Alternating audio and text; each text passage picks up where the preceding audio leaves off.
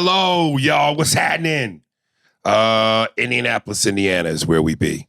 It was Andy's birthday on Tuesday. So happy belated birthday to you. Thanks, man. I treated him to a steak dinner / was it dinner? Was it? It was Saturday, so it could have been brunch. It was at 3:00. Right. It was dinner. dinner. At St. Elmo's, a steakhouse, one of the top, if not the top steakhouse here in Indianapolis. I remember I saw it on a Travel Channel, and it said it was Peyton Manning's go-to spot. And down the street is a Ruth Chris, but one they opened later. They opened at 5, which is too close to Showtime, even though 3 was pushing it for me. But St. Elmo's, unlike Ruth Chris, does not have a ridiculous dress code. Ruth Chris, you can't wear your hat. You can't wear sportswear, shorts, sweats, sleeveless shirts. Women can't show their midriff or any an extensive amount of cleavage. Yeah, they don't play at Ruth Chris. You got to dress according to your state. It's got to be right. But St. Elmo's, you could be as casual as you want to be. And the food was just as excellent. It even tastes better when you get to wear your baseball cap. And not be accosted because you're wearing your baseball cap. Right, right. Because what was it, Cleveland that we went to Ruth Chris? Yes. Yeah.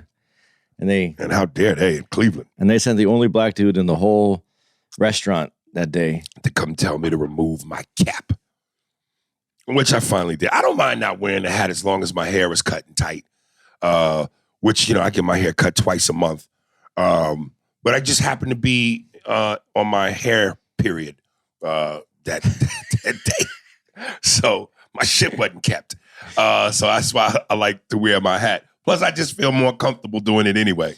But this place was awesome, man. Can we have Andy ask the white guy, ask the black man a question?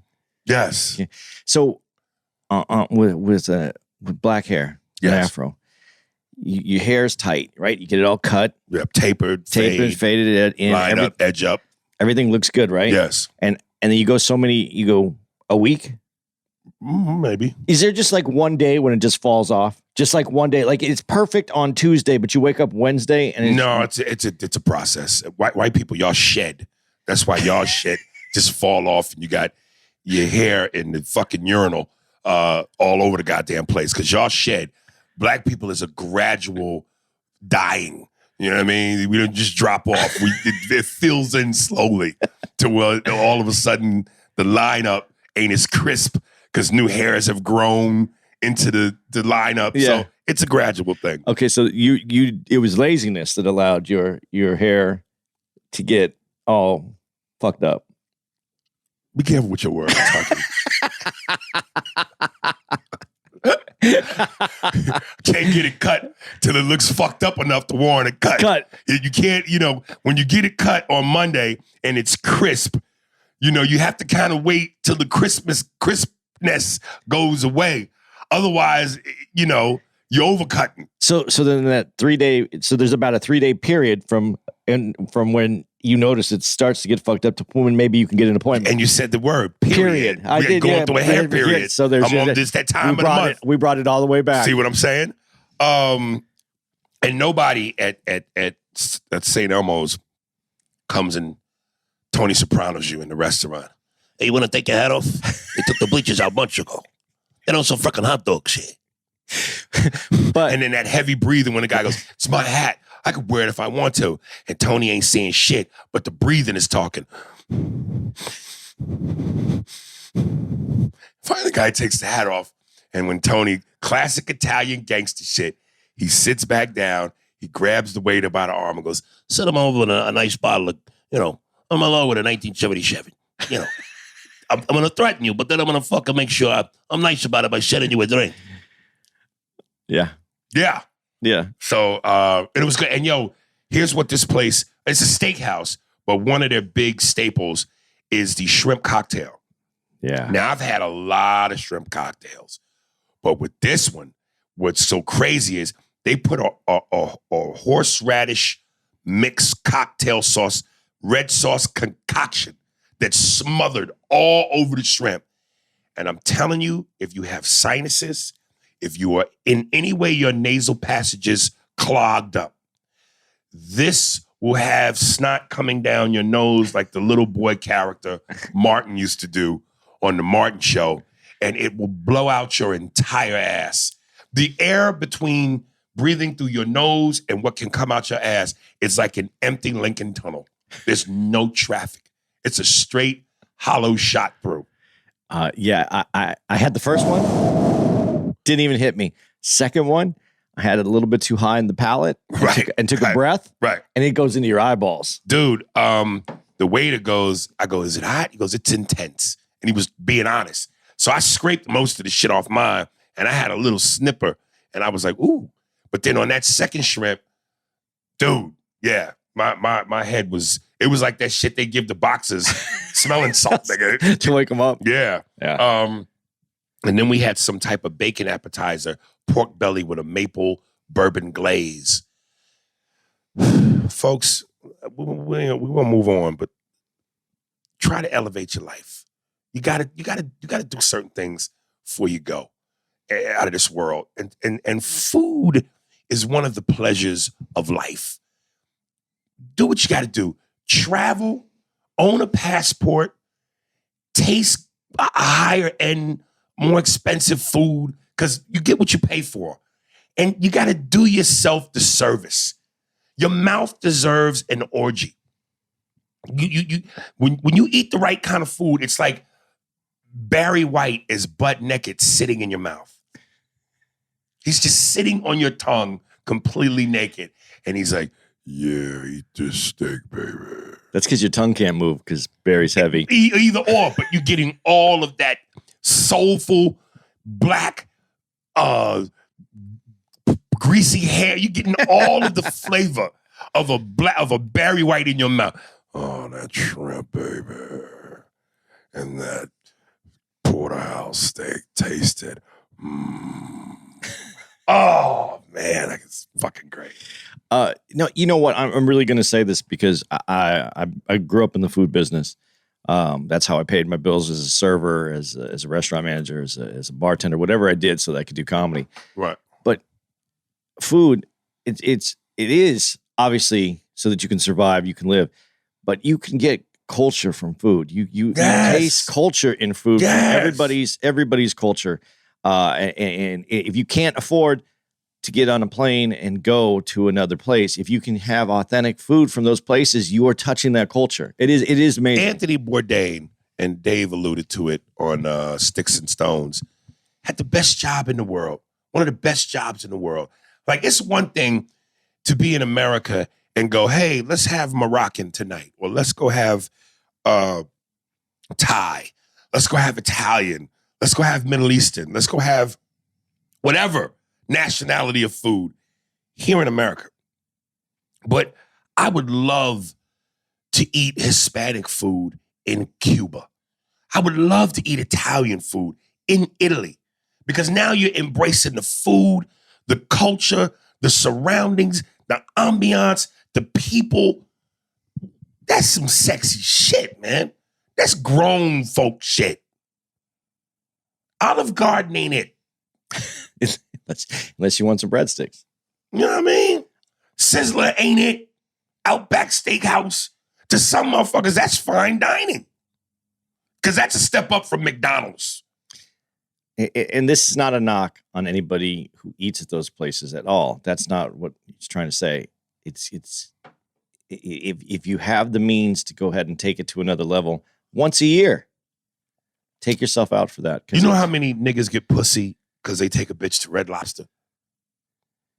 Because that's like, oh, girl, he told me the Red Lobster. Because it's expensive. It's seafood at low prices. Yeah, but I'm going to admit that I haven't had one in a while, but those Cheddar Bay biscuits. Oh, those are bananas. That's American food culture right there.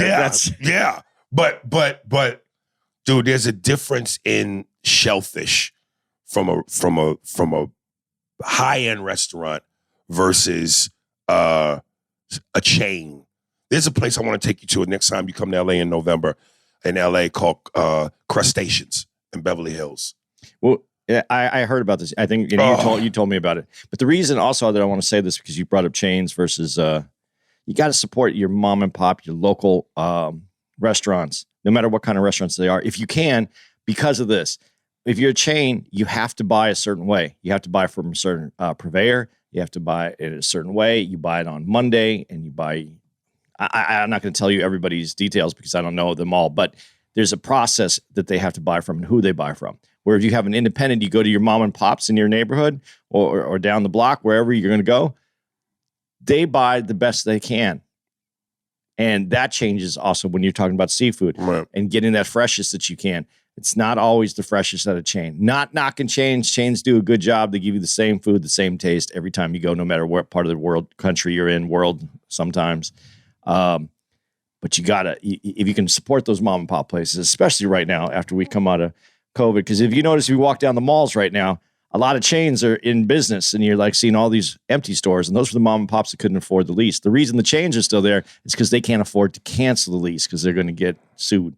So support those mom and pops that manage to stay open through this pandemic, because those people, not only do they need the money, but they're going to give you a really good product, and even if it is a couple dollars more. And we're gonna go back today at 4 because what they had on the and I'm a pasta hooer. What they had on the menu to fuck my eyes up, they have a Alaskan king crab and shrimp linguine in a pesto sauce. It took everything in me to not have that. But I'm like, I'm at a steakhouse. I had been wanting to come to this steakhouse for the last 3 or 4 times I came, but I just never went. It's Andy's birthday. I got a reason. I got to get a steak. I can't come to a steakhouse and not get a steak. So, I got steak, but I said, man, I'm not leaving here. I got to have it. So the next day, today, we're going to go back and no steak, but I'm going to get that goddamn pasta. King crab with linguine and shrimp and a pesto. You're going to be so done when you go to do the show at 4, because that pasta is going to expand. Let me tell you, this is Carmela's recipe. She got it from her mother. It's fucking linguine with the Alaskan crab and the shrimp and a pesto sauce. I did not fucking like this. All the guys eat it. Fucking Pussy, Bobby Bacala, Uncle June, fucking even AJ. And AJ just like fucking Chick-fil-A. It's fucking little faggot I'm reason.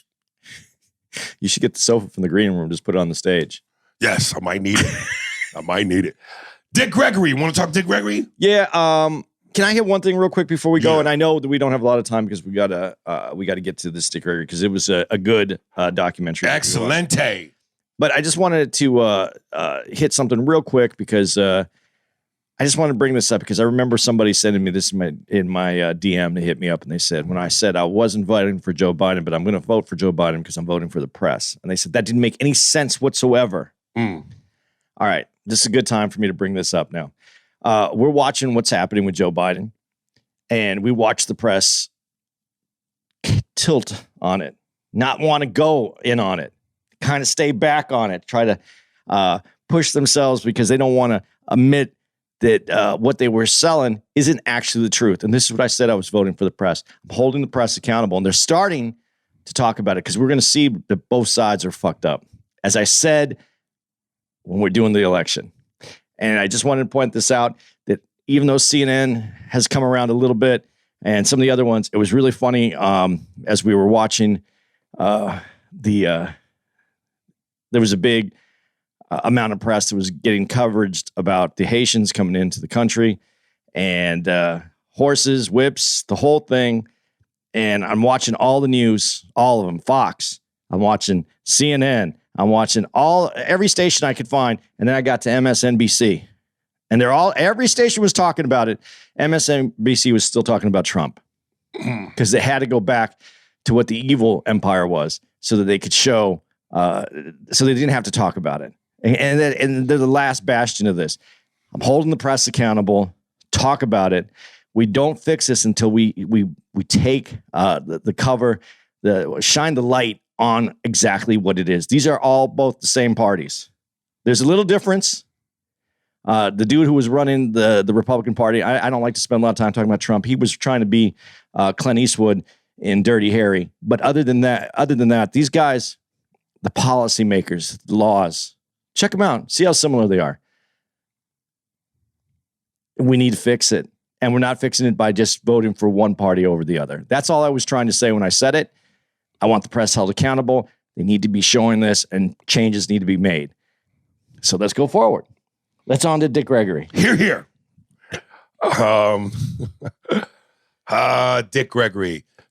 Folks, I wish I had the actual name, but there's a documentary, Showtime, about the legendary, iconic Dick Gregory. Of course, comedians, I knew him, but I didn't know his story. So it's very fucking, God damn. I said, Barry White just farted, nigga, in my mouth. You got the name of it? I'm pulling it up right now. Should have just typed in Dick Gregory Showtime documentary. I put Dick Gregory. I thought that would bring it up. Yeah. Now I need Showtime documentary too? Yeah, that would have been specifically targeted. Oh, goodness. The name of the Dick Gregory Showtime documentary. The one and only Dick Gregory. Yeah, I beat you by a cunt hair. You didn't beat me? Yeah, I said it before she it came. said it. What'd you say? The one and only Dick Gregory. Oh. She was saying it when you pulled it up. Yeah, so it's called The One and Only Dick Gregory. You know, one of the things that caught me right off the bat was when the guy, they show him, I forget what talk show it is, but the guy introduced him. Jack Parr. Ladies and gentlemen, the hottest comic in the country, Dick Gregory. I really never knew that he was that big. Yeah. He was that big. And really, I kind of thought in terms of a big name, that all started with Richard Pryor. He was pre-Pryor. Yeah. I had no idea he was that goddamn huge. Yeah. Wow. I mean, you got to go before Pryor, because Pryor wasn't Pryor for years. Pryor was, he was trying to be Cosby. He was Cosby. There was Flip Wilson. They were being at home, homogenized comedy for American audiences. And Gregory didn't do that. Right. I mean, but one, I think Richard got the spotlight as being that in-your-face motherfucker when he finally decided to become that. Whereas Dick Gregory was also in your face, but a little more subtle. Yeah, he was very subtle. But also, I think what took him away from being what Richard became is Richard wasn't an activist. And the deeper Dick Gregory got into his activism, the less his shine started to come down. Well, they can label you differently. If you're a comedian, you're a comedian. If you're an activist comedian, you go from a comedian activist to an activist comedian and then an activist. But activist seems to be the thing that cancels you. Yeah, that's what I'm saying. If you start off as a comedian and then you start being an activist, you can be a comedian activist. But once you say too much, you're an activist comedian, and then you just go straight to activist and you're done. What am I? 'Cause I'm not a heavy activist, but I'm an activist enough. I'm an activist enough to where it get me in some spots. You would be I think you're an agitator. I'm an agitator comedian. Okay. Fuck it.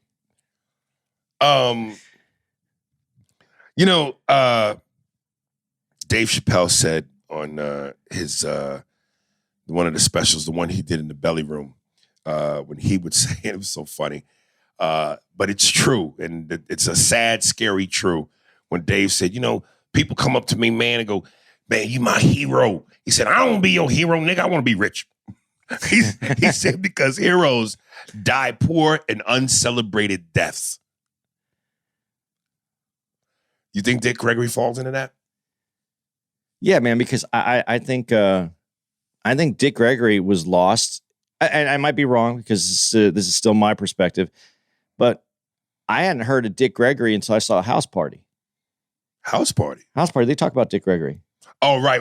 Because Dick Gregory at one time was very active about healthy food, eating healthy food, and they're talking about the Dick Gregory diet. And they hit that up, and that Dick Gregory turned into the diet guy for a long time in the media. That's how he was perceived. But I didn't hear about Dick Gregory again until House Party, when House Party first came out. I didn't hear about Dick Gregory. I first knew about Dick Gregory because of the cookies. Okay. And so I knew him as the cookie guy and not so much a comedian. What were the cookies? I don't even know the cookies. I hope I'm not fucking this up. Famous Amos? No, that's Famous Amos cookies are not Dick Gregory. That's not Dick Gregory? Nah. Oh, shit. Well, then, yeah, I didn't hear about Dick Gregory. I knew about the diet because my father, on his many millions of attempts to get right, that's one of the things he tried. Yeah. Famous Amos cookies, they came out in, I think, it's out But it in was New a York. black guy, right? It's a black guy, but he also got taken advantage of by the company that bought him. Because I knew I met his son, I believe it was Mike Amos. I met his son met him up in Harlem. Right. Years ago, one of the first times I came to New York in the 80s. All right. See, then yeah, I did not. It felt like when I saw Dick Gregory, when I really saw Dick Gregory, he, like Morgan Freeman, has been old forever. And it felt like my introduction to Dick Gregory was the old guy. When I saw the black and white footage of him as a young man, and he would sit on a stool with his legs crossed and smoke a cigarette, that was recent. I really didn't know his history like that. See, I knew the story, and it's a great story that they actually did. I thought they introduced it well. Was the Jack Parr story? What I didn't know, I thought he had been on Jack Parr's show earlier, right? When he turned it down, right. And what I didn't know when I watched that he had never been on it. He just turned it down, right? And that's a big stand, because if you've been on it, you have a chance of them going, oh, well, he's been on the show. You know, what's the reason he doesn't want to do the show? Right. Let's make him. What do we need to do to make him happy to get him on the show? Right. He had never been on the show, and he just turned it down flat for his reasons. That I would like people to watch the documentary. You can tell them what it is. Yeah, he didn't want to sit down. He wanted to sit down because no another black entertainer or a black person, I believe, had ever been able to sit on the sofa and talk to Jack Parr. Right. And so he said no. He didn't give his reasons why. He knew Jack Parr. Jack Parr called him. And he told him the reasons why, and he goes, "You can sit on the sofa." I didn't realize it, and he had him on the show, and he sat on the sofa. So, but that was and again, I say this because TV is such a strong medium that it's basically a window to the outside world, and if that's the first time that they had a black person sit on the sofa, that might have been the first time many white people had a black person in their house. And that's no. They had niggas in their house, but we was under different conditions. Well, taking care of their kids and making the lemonade and the biscuits, and there was a lot of yes bosses and yes masses. That might be so for the South, but in the North, which claims to be the more progressive, they didn't have that. But they also didn't have black people in their homes. So that could have been the first time black people were coming into their home. Ah, you're right, Andy. Brett Butler, yeah. We've always had you niggas around, just never around. When we needed you to take care of our children, pull out your big fat black titties and feed our infants, clean our houses, call us yes massa and yes boss. We loved you Negroes, but we never really truly had you around. Then once you got this so-called thing you wanted so badly, called freedom and equality, we couldn't stand you. But please know, if for some strange reason we ever go backwards, we'll welcome you with open arms. Yes, come on, big fat black Bessie. Come back in and feed my children, warm up my bed. We love you monkeys. Brett Butler, yeah? Agitator would be good. Agitator. Yeah, okay, Agitator.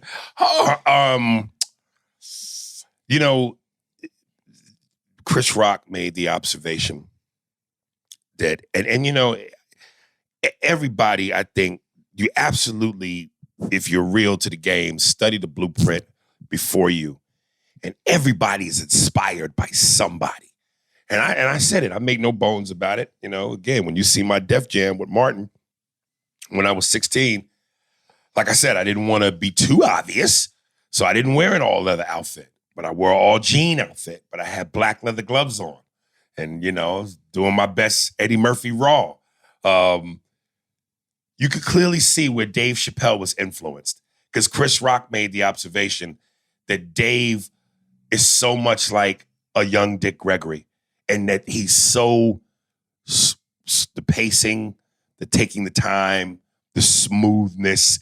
I wonder if Dave would ever say that about himself. Would he admit that? Well, but it's who was ahead of Dave? Tony Woods, right? They came up around the same time. Okay, but Tony Woods had he has that, Dave, and he was older, right? So like you said, everything is taken from everybody takes from someone else. That's how we don't live in a vacuum. We get inspired. Right. We take little bits and pieces. But Dick Gregory had that effect on comics, and Tony Woods had that, and I think you can put that with Chappelle as well. But I mean, that's how it kind of right. slopes in. Kind of everybody gets a little feather. That I have a hard time seeing comedians in our age group that right. don't have some kind of prior in it. Right. And I take it to go to New York, and I don't know how much you'll agree with this, but at least I can hear a little of Dave Attell in many comics in New York. Many comics in New York. So people are definitely influenced by strong voices. Right. Yeah. And I mean, listen, if and I've said it in interviews where I go, look, man, I'm an 80s baby. Eddie was my guy.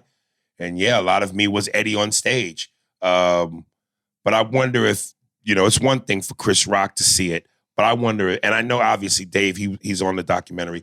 He has a tremendous amount of respect for Dick Gregory, but I just wonder if he would admit that. Like, I've never heard him say, hey, this is who did it for me, or this is who I studied.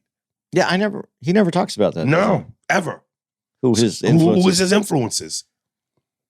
Now we're going to get a ton of emails where Dave said his influences. No, because I would welcome one, because I've never, and I try to watch everything I can on Dave, and I've just never seen it.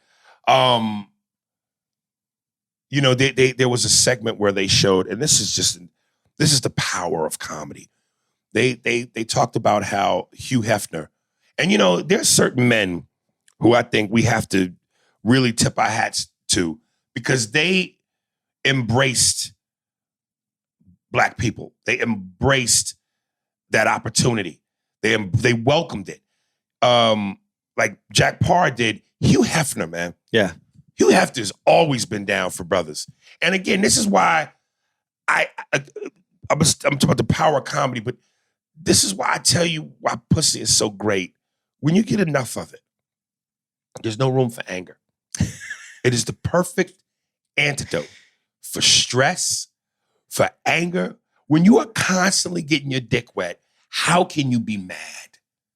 And this nigga stayed with a bevy of bitches in his crib, in his pajamas, chilling. What's cooler than that? But you hit it on the head, though, Rich, what you just said, though, because you missed something. A bevy of bitches. Yes. If you have one, it's followed with anger as well as happiness. But when you got a bevy and you can go, bitch, sit over here because you're getting on my nerves. You over here, suck my dick. Dad, what is better than that, man? Agitator. Okay, yeah. Matter of fact, this podcast is going to be called Agitator.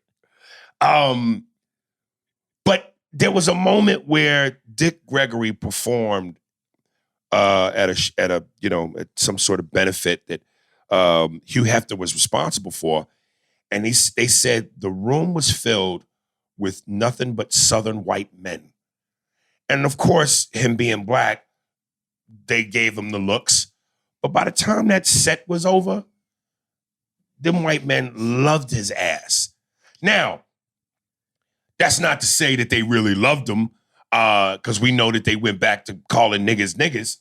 But I'm just saying the power of comedy is so strong. For a minute, you can make people switch up, or I don't know if switch up's the right word, drop their guard, or just seduce them in a way to where none of that seems to matter, even though sadly it goes back to mattering to them. Yeah, that was interesting too, because like you said, he was booked for the Playboy Club.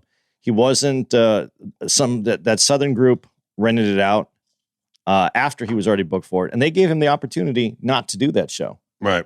And they said he didn't have to do it, and he still did it. And like you just said, won the crowd over. I'm going to say that. I think. And before you say that, let me just say, and look, we know it has always been customary for white folks to accept us as long as we're entertaining, making them laugh, singing, but we got to go through the back to get to the stage.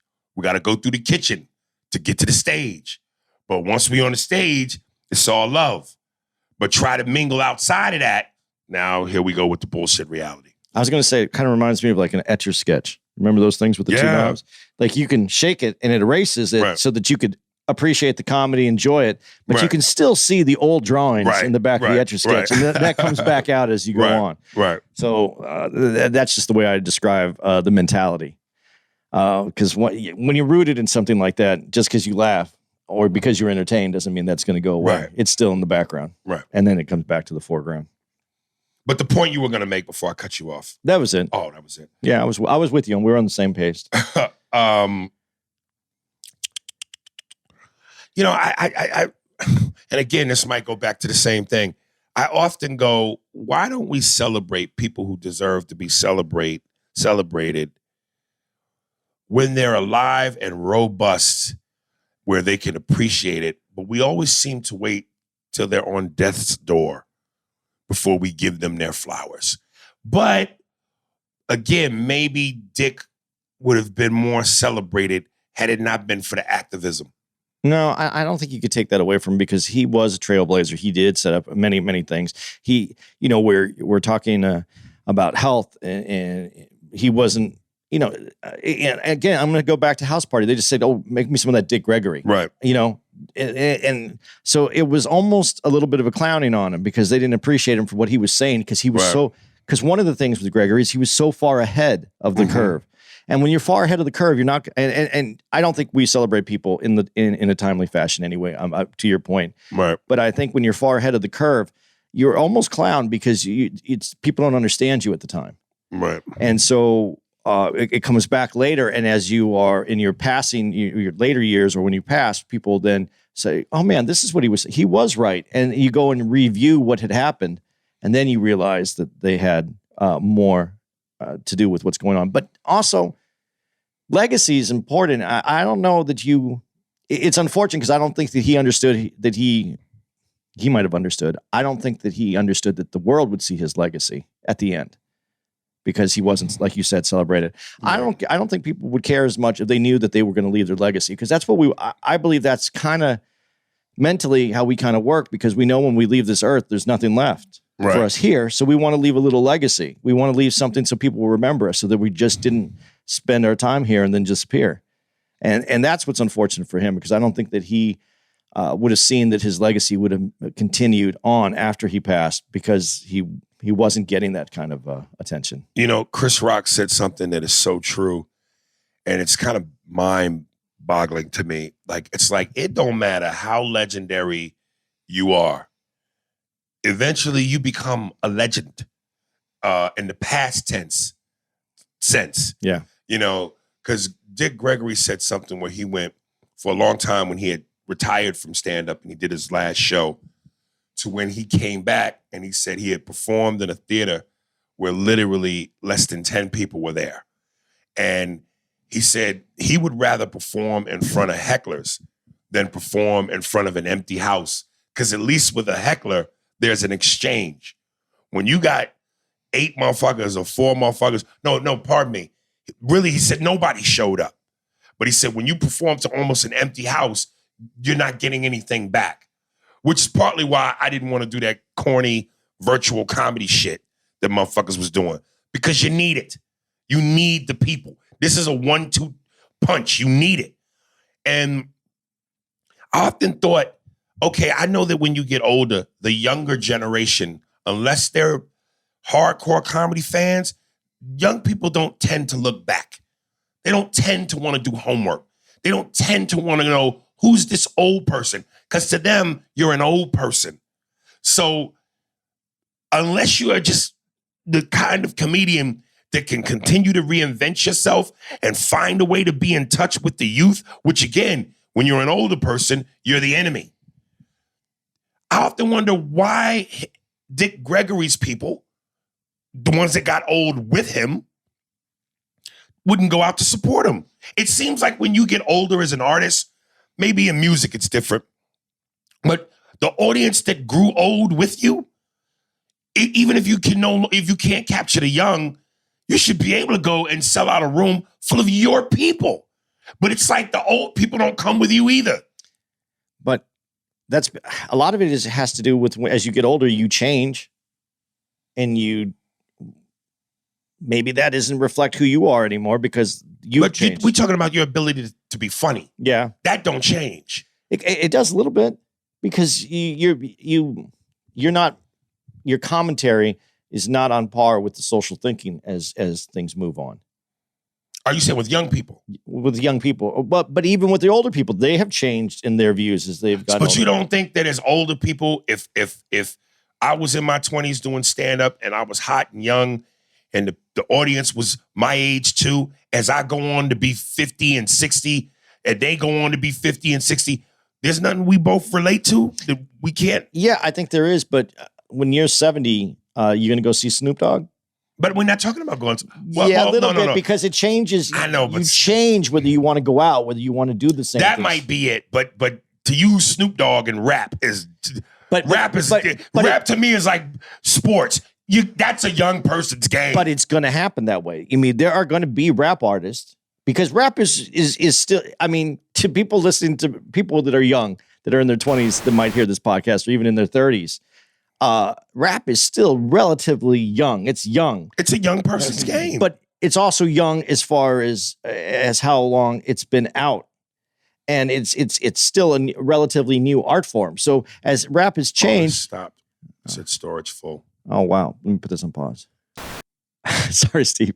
I know I was saying rap is a younger game. Oh, but we're gonna revisit that. I don't remember what it is. Steve, just lose that whole thing. And we'll keep going. Don't lose the whole thing. Just try to wrap up your point. I don't remember where I left off at. You were saying about rap. I don't want you to lose your point. I erased the whole thing because that's a lot. Okay, I'll finish it up with this. But rap is still a younger person's game because it has, as you said, but it has, it's relatively young.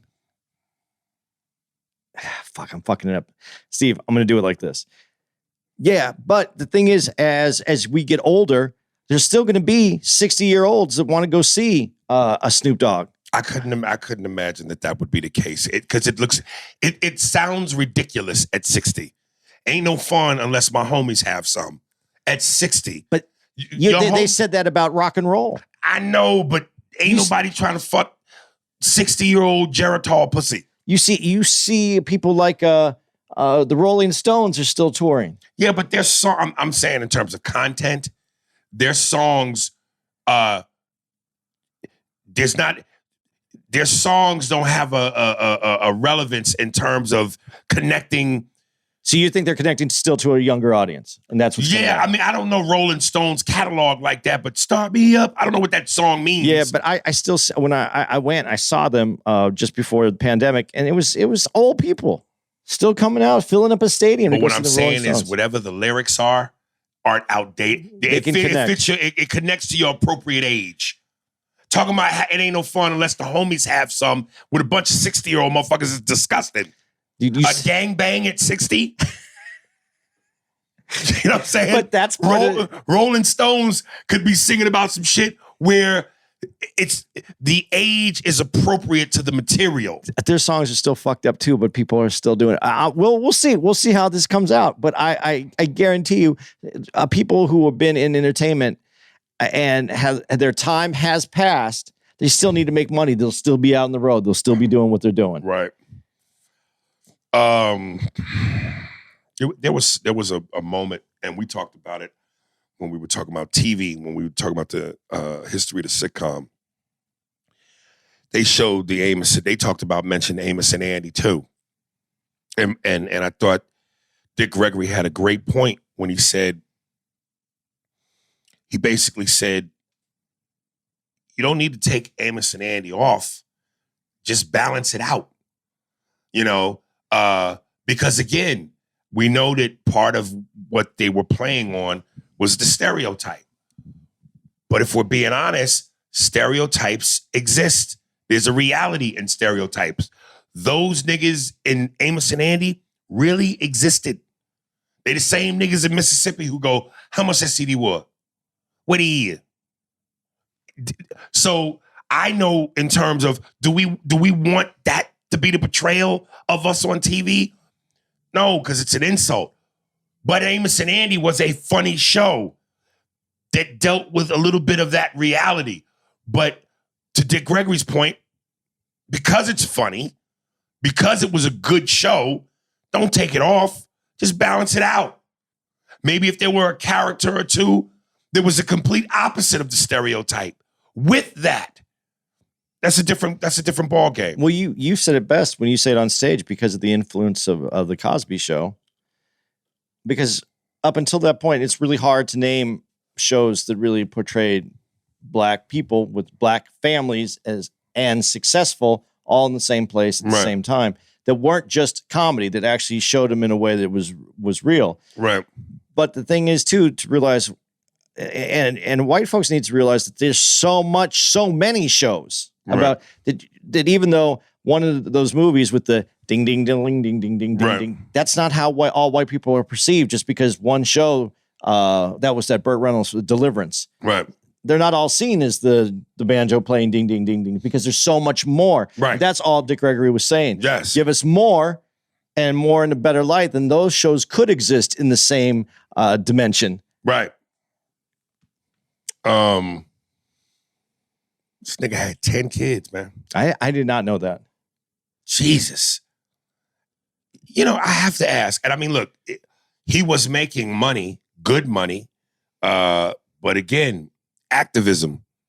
You know, he worked less, and then eventually he had money problems, and they took I forget what they called the compound where they lived off the lake, but, you know, they eventually took the crib, and he lost the Rolls Royce. And I know oh my God, I know a lot of poor people do this. Kids are expensive. At what point do you stop fucking when you know you ain't got no money? Why do you keep fucking? Don't stop fucking, but pull the fuck out, man. But that's why people are fucking, because they have no money to do other things that are there. If you're being entertained, you slow down on your fucking because you're being entertained. If you have no, why do you think most kids are born in August, September, and October? Because that's the winter months that they're fucking because there's nothing to do. Okay, I'm not saying don't fuck. Pull the fuck out. Why do you keep having kids when you can't afford them? And I think even if I could truly afford them, 10 kids, that's a fucking village. Dude, besides the fact, I'm no all-star in my philosophies on this, but financially affording is one thing. Emotionally affording is a whole nother thing. What do you mean emotionally? Kids take a toll on you emotionally. They have needs. Right. There's arguments because parents are looking at kids in a different way and what they're going to do. I mean, emotionally, I could not give the emotion that I have for my 2 kids to 8 other kids. I could not emotionally be there for 8 more kids than I have right now. I'm lucky that I could get through the 2 kids and give them the love that I do now. Right. But if I had another one, even one more, I don't think that I could do it. I mean, that's no 10 motherfuckers. You'd have to. Your life has to be so together to be able to continue to do that. I saw. What shape is that pussy in? Well, that's provided that it's only. How far apart are you doing this? You almost have to be fucking every year. But I saw dropping a kid every year. I saw Alex. What's the Alex with all the other, a bunch of kids in his family that are all famous? Real life famous? Yeah. White dude.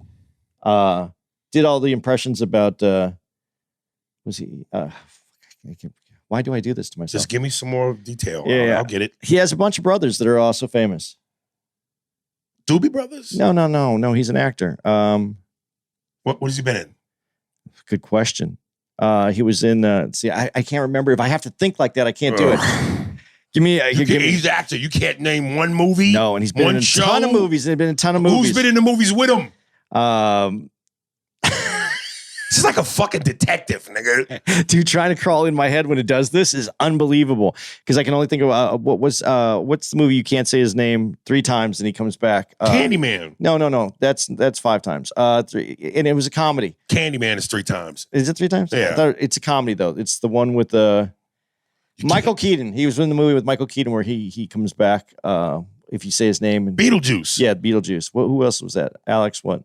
Oh, the Baldwin brothers? Yeah, the Baldwin. Alex Baldwin. Alec Baldwin. Do you not know Alec Baldwin? I can't even remember any of the brothers' names. Now I could. I could probably. Alec, William, Steven, who I've met and can't even remember. What about Alec Baldwin? All right, fuck. Now, please, Steve, cut that shit out, please. Cut what out? All that bullshit right there. No, this is real time, nigga. Yeah, but it doesn't go anywhere. It doesn't matter. It's content. All right, this is bullshit content. But Alec Baldwin, I saw him in New York chasing his little toddler. He's 70 something years old. And he's chasing his toddler in the park in Washington Square Park. How do you have that kind of energy still? Are you rich? But I don't care how rich you are. No, There's an emotional money make you get out the bed different. Dude, I when you ain't got no money and you get out the bed, you hear sounds come out your body that you're not ready for. That's life breaking you down. When you come out of a bed made with Egyptian sheets and you got chandeliers over your bed, nigga, you almost float out of the bed. Dude, at that age, I want to take care of myself. I don't want to take care of a kid. That's because you broke, nigga. That's why you think that way. I don't think that I have it in me that I would want to give up. I would want to do for myself what I want to do when I want to do it. I wouldn't want to stop and think about a kid. Man, I think you're talking from a broke place. I got money. Listen, when we ate at St. Elmo's, as I'm putting that food in my mouth, I could feel my mood getting better. So if a kid was with me and said some stupid shit, I'll cuss him out pleasantly. Nah, I believe that emotionally I'm in connection with myself as a human to know that I wouldn't have anything to give to that kid at that age. I'm more power to him that he can do that. Right. But I have no emotional ability to go, oh, look, he fell down and he hurt himself and he's crying. Let me comfort him, make him feel better. No, motherfucker, don't fall down, don't cry. You shouldn't be here. That's when you call your Jamaican maid, nigga, to pick him up. Oh, the Jew boy hurt himself. Come here. Let me put you in the bosom of my big black Jamaican titties. You're going to be all right. And don't worry about it. Just keep going. Sit down on the bench and drink some coffee or tea. I'm going to take care of your white child. That's my job. Come on, let me kiss the boo-boo you got. If I don't want any housekeepers in my house, but if I could have someone that could say tea like that, coffee or tea. And do you want some coffee or tea? I would definitely have them move in just so I could hear them talk to me in the morning. I'm trying to tell you when you got money. Just so I could hear it in the morning, just so that would make me happy. I would have a Jamaican maid to do everything for me. And I don't even like dogs, but if I had wealthy amount of money, I would get a dog just because I know when he shits, that bitch will get it. Oh my God, did the dog take a boo-boo? Let me clean it up. I don't need no plastic bag or nothing or napkins. No. I'm going to do it with my hands. Now I'm going to In Jamaica, we do everything with our hands. We make the food, we caress the babies, we jack them on off, and we do everything with our hands. Pick up the doo-doo with your hands.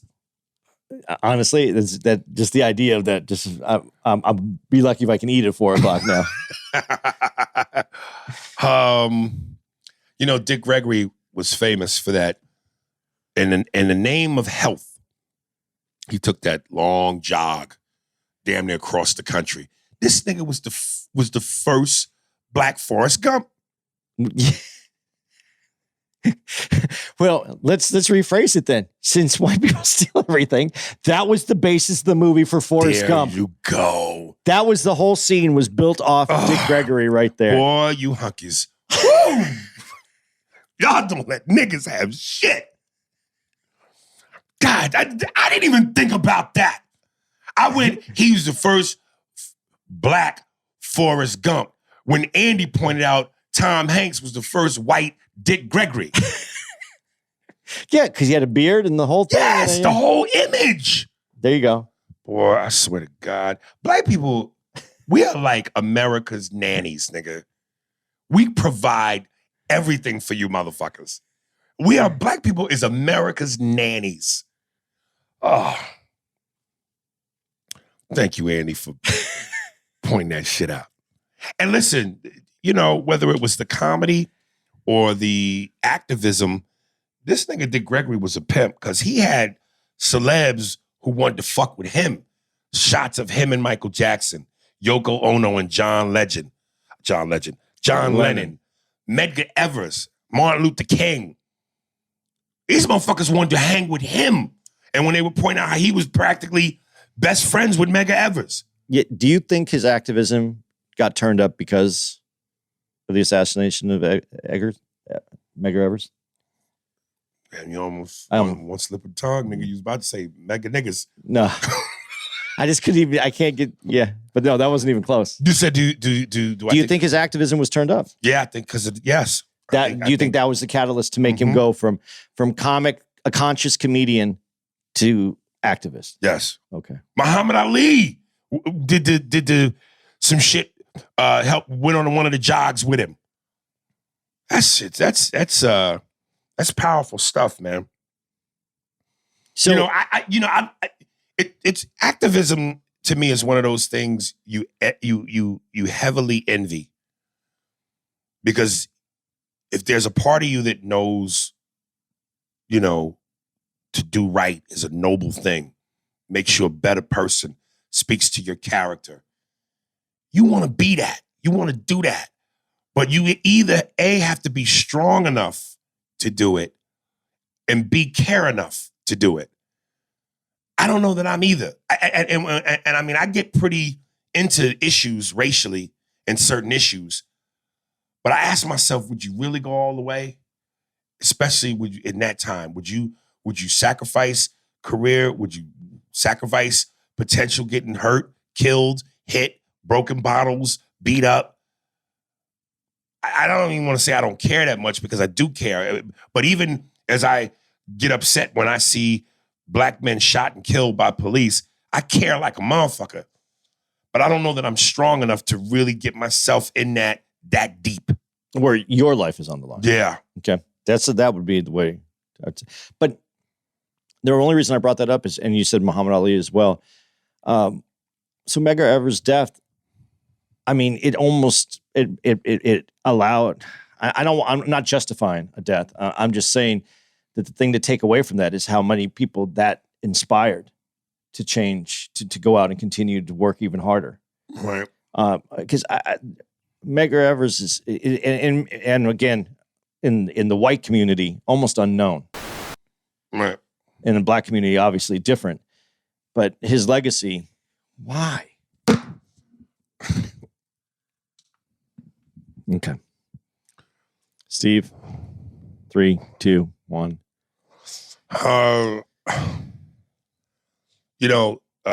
Dick Gregory, which was a big deal to him, trying to fight the war on food, to me, is just as impossible as fighting the war on drugs. Because I know that's part of what he was about in terms of the diets and trying to get people to lose weight. But again, I just think the reality is, people are miserable.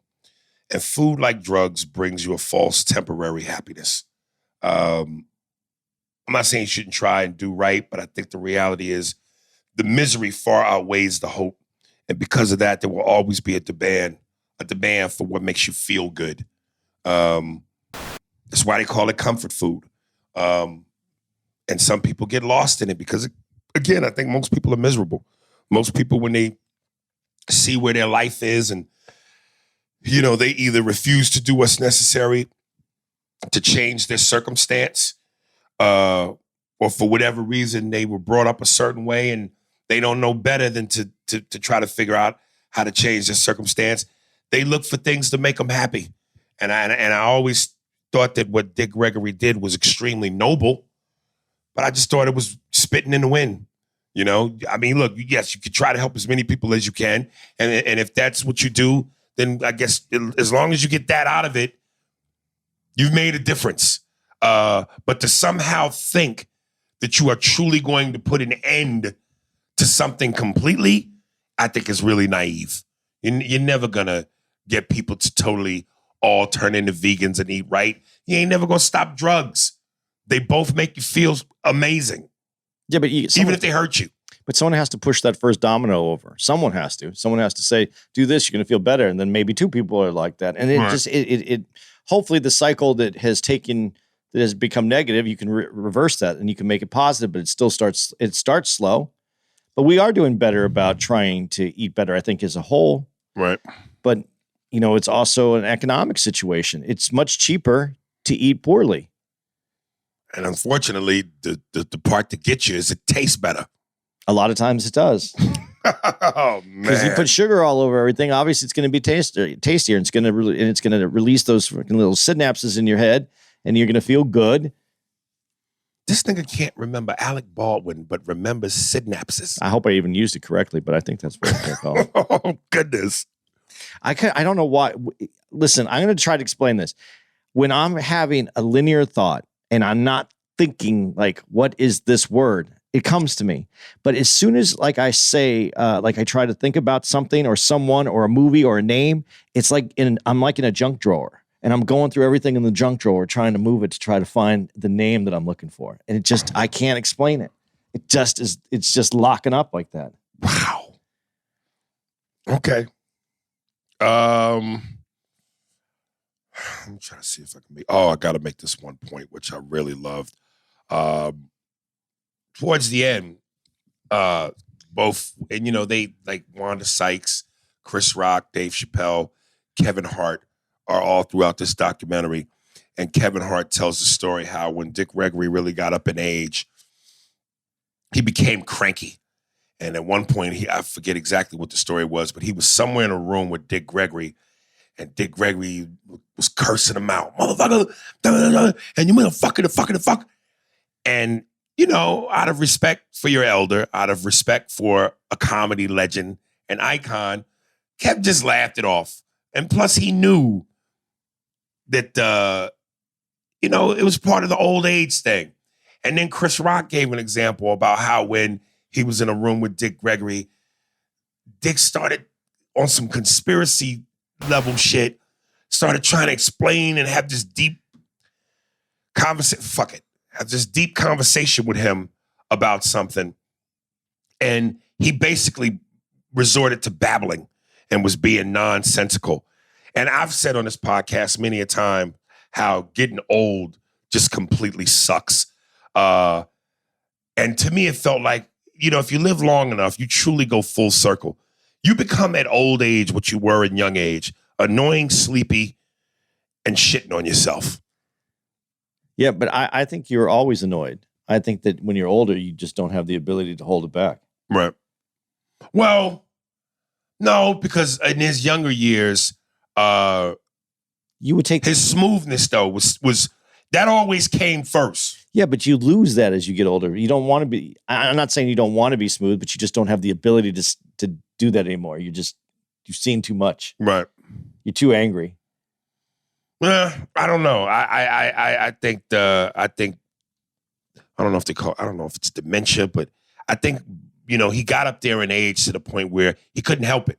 Yeah, well, it was what it was. It's the same. It's kind of the same that Paul Mooney was in as well, right? Because you get older, yeah, maybe a little bit of dementia that makes it hard. But the one great moment I loved, and this of course speaks to what I always say. He was at some sort of black summit, and he's on stage with all these prominent black folks in entertainment and news and business and all of this. And he was talking about Clinton. And he's made this comment where he goes, you black folks, and he was a little bit in his old man anger shit. You black folks, y'all told Clinton he was black, because he played saxophone and did this and this and this. But you told Obama he wasn't black enough. And I went, fucking yeah. Because these are the same stupid niggas that go, what did Obama do for us? Y'all labeled Clinton black because he had some swagger, but yet the real black guy wasn't black enough. Some of you niggas is confused as fuck. Yeah, it was an excellent point. Yeah. But for me, I have Clinton feelings, so that's why. Right. I don't want him getting anything. He got enough in the White House. Getting cigar wrappers. All Right. I think that's it, y'all. Check it out, man. It's an amazing documentary. You're gonna love it. It's extremely informative. I wish we kind of got a little bit more into his stance with the war and how, when he wasn't doing stand-up, he certainly got paid enough to do colleges because college young people loved him. He's progressive. Yeah, I mean, for the young people that are about change and movement and the betterness of the country, they'll listen to a motherfucker like that. Yeah, but whatever happens when you're young and in college, and then that generation is the generation that we're dealing with right now. Right. Where did that enthusiasm and that activism go? It seems to last, but for so long. Yeah. I emotionally, it just, I don't know where it goes. Right. I think I stayed pretty much the same that I have. If anything, I've become more aggressive. But do you want me to give them dates? Mm-hmm. Listen, guys, we're going to be on the East Coast all of October. Nyack, New York, baby. 8th through the 10th, we're going to be in Nyack. At what's that place called? Levity Live. Levity Live. And the 15th through the 16th, Aries is going to be in Tampa Improv. So we officially know that you're not going? Yeah, we talked about it. Yeah, but I never... Yeah, you did. Did I? Yeah. Nah, son. Yeah, but I told you I was going to stay in Phoenix and hang out with my kids. You said you wanted to, and you asked me if I. Yeah, no, but then we talked about it this weekend. All right. I'll be on the 13th. I'll be at Tempe Improv, and I'm doing my show that will be recorded in February. But I'll be at the Tempe Improv working it out, and we're going to turn it into a fundraiser for autism from the school my son went to, Gateway Academy. If you want to check that out, if you're in the Phoenix area, that'd be great. And then again, Aries will be in Tampa. 2 shows on Friday the 15th and 2 shows on Saturday the 16th. Then we're in West Palm, Florida, the 22nd through the 24th, and then Orlando Improv the 29th and 30th. It's going to be a good run. As always, folks, Spearsburg Pod, Patreon, Spearsburg Pod, YouTube, Spearsburg Pod, Twitter, Instagram. Support. If you're looking for us, we're going to be at Spearsburg Pod. Yes. I don't have to say all that other stuff. Yeah, you can, but if you're looking for us, if something we might not have mentioned that just got started. Oh, okay. Yeah, if you put it in Spearsburg Pod, if we're there, it's going to be under that. Before I announce thank you to any new listeners, old listeners, we love you. Andy told me to stop saying to listen from the beginning. You can listen from the beginning. I just don't want people not to listen to our podcast because they think they have to listen to it from the beginning. Well, nobody's going to do what we tell them to do like we their parents. People going to do what they do. People can hear us say, do what we want, do this and do that. And either they choose to or they don't. Okay, so don't listen to your dad, Aries, and just listen to the podcast. I have an email that I want to read of a girl who said she listens to the beginning and goes back to the old episodes. And then she made this point that was ridiculous that totally proved my point. But she ended it with, Andy gets me. And she was like, she said, if I started from the beginning and didn't listen to the current, then I never would have heard the episode with Brother Rizza Islam.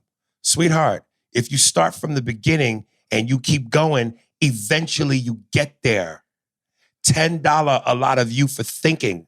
Yeah, but it takes them a long time to get there. Okay, but again, if you listen, I want y'all to write into me and tell me who's right or wrong.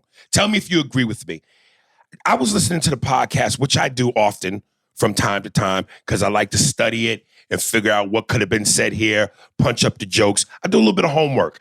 So now, that skit, that episode that's specifically called Banjo, where I play the banjo music and you hear the guy go, it was a summer afternoon, blah, blah, blah. That nigga raped my baby. We chased Junebug Spade and out cut the woods comes Rand Foots. If you know the origin of that joke, if you know that the Southern girl hospitality eat my pussy, that sets up that whole thing, which eventually goes to, that nigga raped me, daddy. You've heard me talk about Rand Foots. You heard the first time you heard this guy's voice. So now, you know all the origin. So when you get to that moment, it's funny to you because you know who Ranfoots is when I talk about him coming out the woods. You know who the Southern girl is. You know where that nigga Rape Me Daddy comes from. And you know the guy's voice. If you don't listen in order and you hear that for the first time, why would you laugh? It's still funny. No, it's not. You don't know who Ranfoots is. How could that possibly be funny to you if you don't know who he's the nigga that comes out of the woods? How do you know? How is that funny to you if you don't hear the girl say, that nigga raped me, daddy? Why is this guy even looking for Junebug Spade if you don't know who Junebug Spade is? And then when you go back and you listen to the episodes, it's not as funny. Yeah, but then you catch it, you go, oh, that's who that was. Get the fuck out of here. Yeah. That's not a laugh. What that is you going, oh, I get it now. But it's not a laugh. But this isn't a comedy set. This is a podcast. They're involved. Funny is funny, right. No matter the forum. Right. Stage, podcast, TV, movies, commercial, viral. Funny never changes. But the formula never changes. But they want to hear what we're doing today, not the history. Oh my God. Andy, I'm going to say this, and I have to say this because I'm going to be real with you. I love you. You know that. But there's a reason why I'm funnier than you. Yeah. Because you don't, it's like I'm Magic Johnson. I see the play 3 times before it happens. You don't. You see the play when it happens. You have to see the play before it happens. But no one wants to listen for 6 days with no sleep and no food. People do. Okay. How many times do people go, yo, we get more emails with people going, yo, I did what you said and binged. I even listened to some episodes 3 times versus emails that go, what she said. We get 10 of mine to every one of those. I know what I'm talking about. I'm just saying you don't have to say that. If you feel that way. I'm not going to say it. But I know that as a comedian, as a person that enjoys laughter, I want the full potency of the laugh. And if I don't know what's going on, how can I invest fully in laughing if I don't know the mixture? Because then they'll go back and they'll listen and they'll get it and they'll want to know where that came from. Thing. That is not the same thing. It's not the same thing, but it's not the same thing as going to a stand-up show. This is a podcast. Okay, but what about funny aren't you getting? It don't make a difference whether it's a podcast or a stand-up show. If we're delivering funny, why not deliver it at its most potent? Great. But they also want to hear what we You're not did answering today. The question. Yeah, because there's 2 different questions. One, you were talking about what's funny. But you keep saying this is a podcast, not a stand-up set. Funny is funny, regardless as to the forum. Regardless. If they wanted to hear a comedy set, they would go watch your comedy video. Okay, so then why are they listening to this podcast? Just to hear informative shit? Yeah, and hear your opinion and hear what you think. So they ain't here for no funny. Yeah, and to get funny. Okay, so why not give it to them served hot? Why leftovers? Because why lukewarm are we serving them the dish? Because some people actually want to hear what we're talking about today because it affects them today. Why do we want to hear what we did a year and a half ago? I'm sending out an SOS as Mel Gibson to all the people listening. Okay. Are you ready for a war? And when you answer the question, don't answer they may take our lives, but they won't take our freedom. And when you answer the question, don't answer the question is it the right way to do it or is it the way that you would do it? Because I want to hear how many people actually went back and listened from the beginning, didn't listen to any new episodes, and went all the way and listened to 270-something episodes. And that number throws you because it's too much. Most people won't do that. Most people will do what's enjoyable. Yes, and it's enjoyable to hear today's episode and then go back and listen to the old episodes. All right. Send the emails. I can't wait for this one. All right. Are we done? Oh, you got to give him the music. This is Cornbread Caliwild. Instagram is cornbread, CORNBREAD _OF_KALIWILD.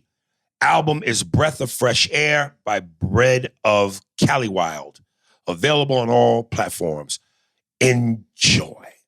Thanks for listening to the Spears and Steinberg podcast. If you'd like to know who's responsible for this shit, well, it was hosted by Aries Spears and Andy Steinberg, produced by Steve Merrick and Anthony Holmes, executive producer, Big Papa, Robert Kelly, and Matt Klein-Schmidt for the Laugh Button podcast. For more information on where to find us on the internet, visit www.spearsbergpod.com.